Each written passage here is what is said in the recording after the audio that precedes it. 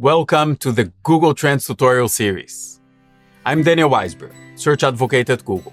And in this video, I'll take you on a journey into the world of search data to help you understand exactly what you see when you visit Google Trends and search for a term.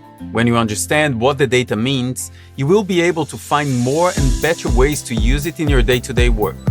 I'll explain some fundamental concepts like sampling and normalization to shed light on the way we process our data. Then, I'll run through the product to give a bird's eye view of where and how the data is shown in Google Trends. And I may need to stop for a cappuccino on the way.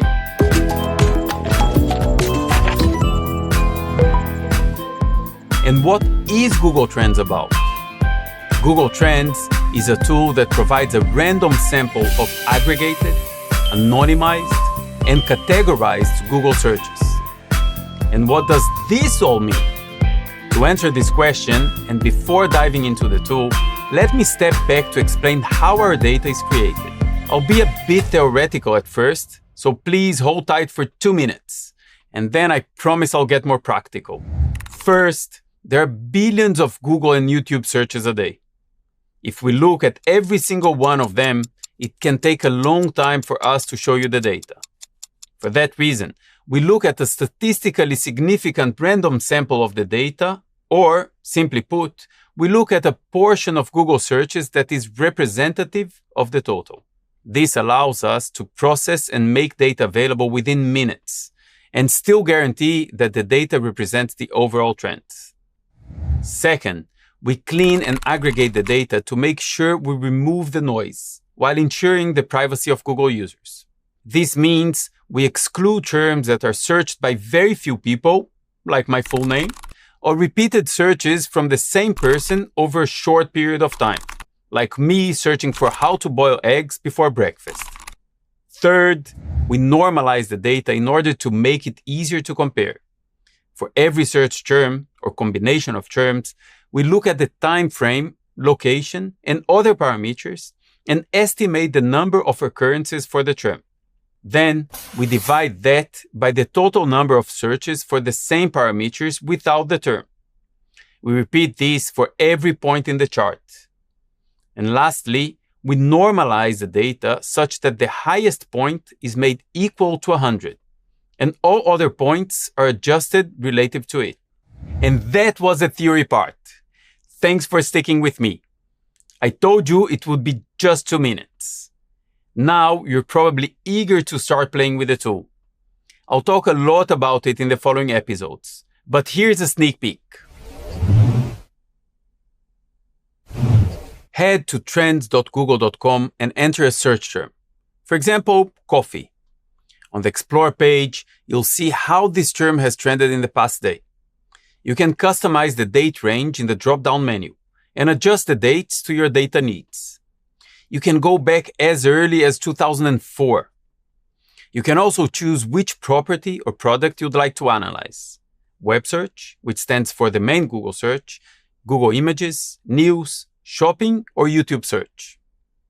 If you want to know what terms are on the rise, you can head to the Trending Now page.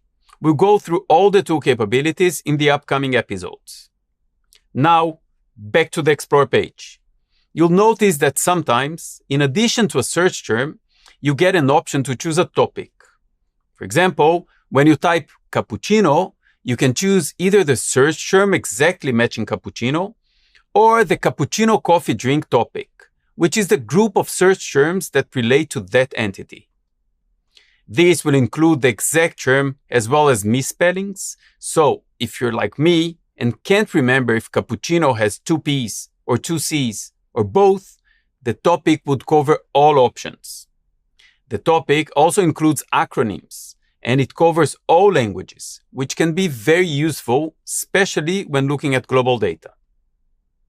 Using topics, you also avoid including terms that are unrelated to your interests. For example, if you're looking at the trends for the company Alphabet, you might want to choose the Alphabet Inc. company topic.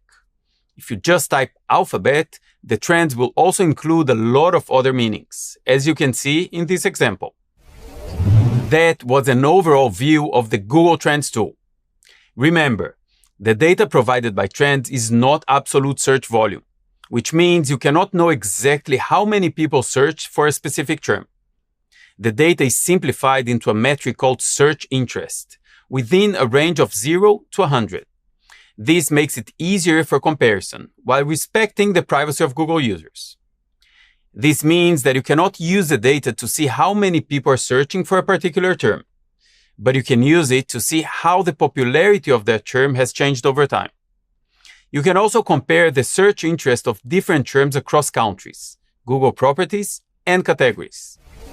I hope this video helped you understand our data better, and that now you can explain it to other people in meetings and social gatherings.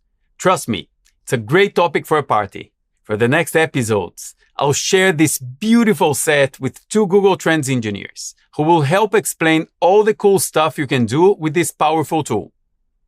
To make sure you don't miss any of our videos, subscribe to the Google Search Central YouTube channel. And stay tuned.